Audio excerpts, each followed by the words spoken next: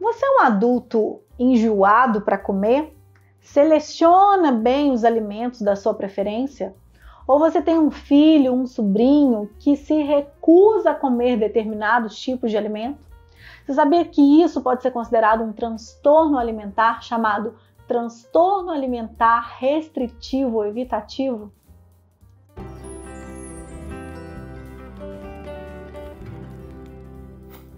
Eu sou Cristiane Schumann, sou psicóloga e a gente está gravando aqui uma série de vídeos sobre os transtornos alimentares.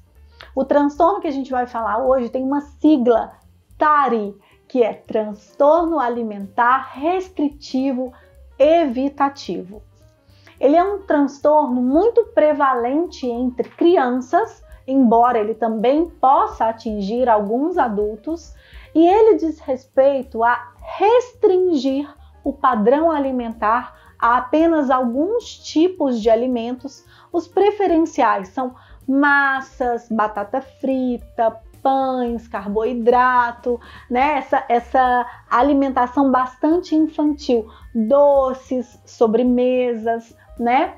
E que além de restringirem a alimentação a um grupo especial de alimentos, eles também evitam outros tipos de alimento. Então, essa evitação pode ser por conta do cheiro, da cor, da textura, da aparência. Então, algumas pessoas, algumas crianças, por exemplo, elas vão recusar alimentos verdes, independente de como sejam, de quais sejam, até que se for uma bala verde, por exemplo, a tendência é a pessoa ou a criança recusar esse alimento.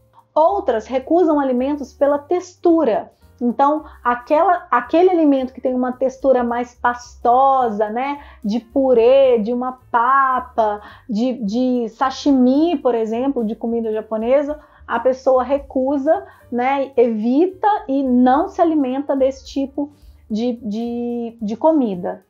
Outras vão evitar pela temperatura. Então, algumas crianças ou alguns adultos, por exemplo, não comem coisas geladas, né, ou não comem coisas quentes, né? Precisa esperar um tempo ali para o alimento estar um pouco mais frio. Então, eles elegem grupos alimentares, padrões de cor, de textura, de formato, de temperatura e eles fazem uma restrição alimentar desses grupos. Joia? Então, TARI, transtorno alimentar restritivo evitativo. Eles restringem a alimentação a grupos alimentares específicos e evitam outros tipos de padrões alimentares.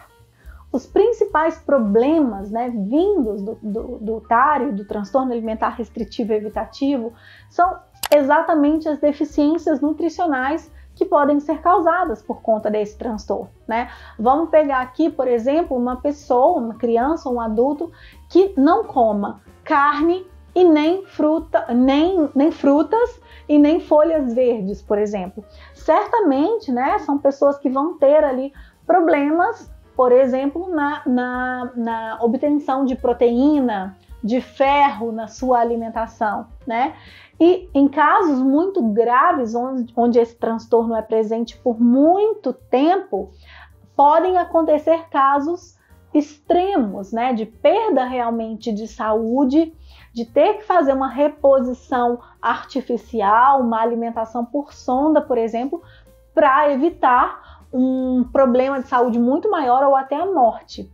Há pouco tempo foi veiculado na mídia, né, um jovem de 17 anos, um jovem britânico que chegou a perder a visão, né, por conta ali dos nutrientes necessários para o nervo óptico funcionar perfeitamente, que ele chegou a perder a visão, a ficar cego por conta do TARI que ele apresentou, né? Extremamente restritivo, no caso desse jovem britânico, ele comia basicamente batata frita e massa branca, né? Pão, macarrão, baseado em trigo, e não tinha nutrientes, no caso, para o nervo óptico funcionar de forma efetiva e ele acabou perdendo a visão.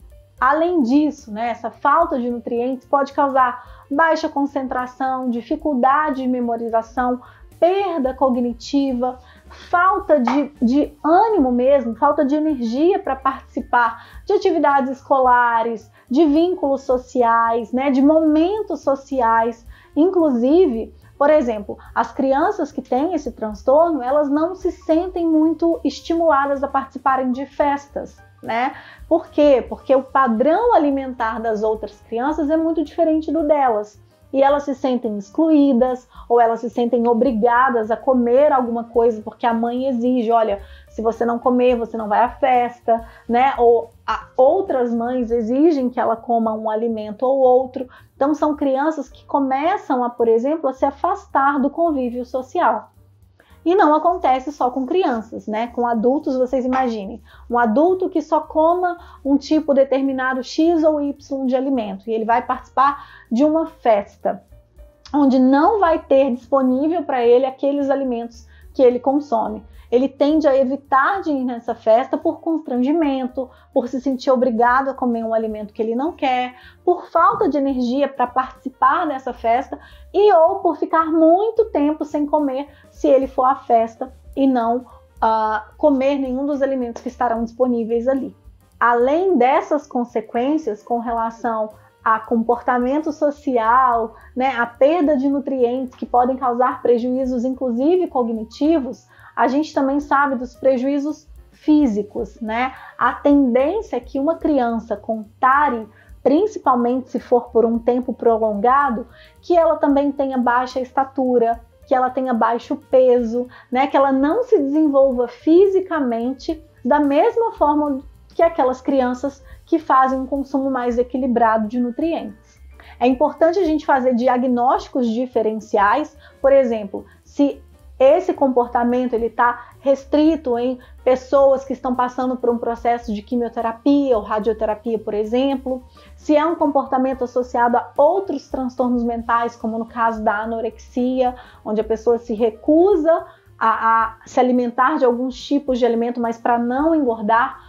No TARI não há uma preocupação com relação a engordar ou não. Não tem nenhum tipo de distorção da imagem corporal. É realmente uma preferência alimentar visual, né, do paladar ou da textura, né, dessa questão realmente sensorial que não agrada a pessoa consumir aquele tipo de alimento, mas não tem nenhum medo específico de engordar ou não. O que acontece é que as pessoas com TARI, elas são tão restritivas, né, e elas passam tantos apertos por conta do seu padrão alimentar, que o que pode acontecer é elas pararem de gostar de comer. Não tem afetos positivos associados ao fato de se alimentar, e aí elas passam a não querer comer, a não ver graça no comer, o que vai piorando ainda mais o quadro. Com relação ao tratamento, né, é muito importante uma equipe multidisciplinar, né, um médico, um nutricionista, que vai realmente fazer uma avaliação mais acurada dos nutrientes, dos sais minerais, das substâncias que deveriam estar presentes no organismo daquela pessoa, fazer reposições, suplementações orais, venosas, por sonda, por exemplo, nos casos mais graves. Então, o médico e o nutricionista vai ficar responsável por essa parte nutricional do tratamento. E no caso do psicólogo, ele vai trabalhar uma diminuição da ansiedade perante aqueles alimentos, né? Trabalhar aqueles alimentos de uma forma mais divertida ou interessante para aumentar a probabilidade da criança ou da pessoa se predispor a testar, a experimentar aquele alimento.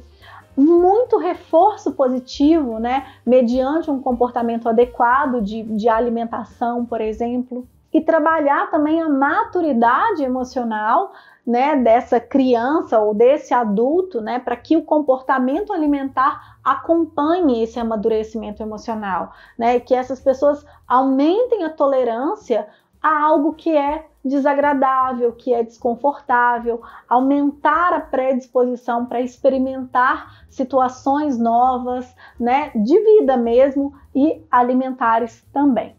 Essas são as principais características do transtorno alimentar restritivo evitativo. Se você ficou com alguma dúvida, se quer fazer algum comentário, se quer compartilhar com a gente alguma vivência, alguma experiência, fica à vontade para deixar aqui nos comentários, para enviar esse vídeo para o maior número de pessoas possíveis, para a gente trabalhar, né, a conscientização com relação a esse transtorno e ajudar o maior número de crianças e de adultos que possam estar com esse diagnóstico. Obrigada e até a próxima!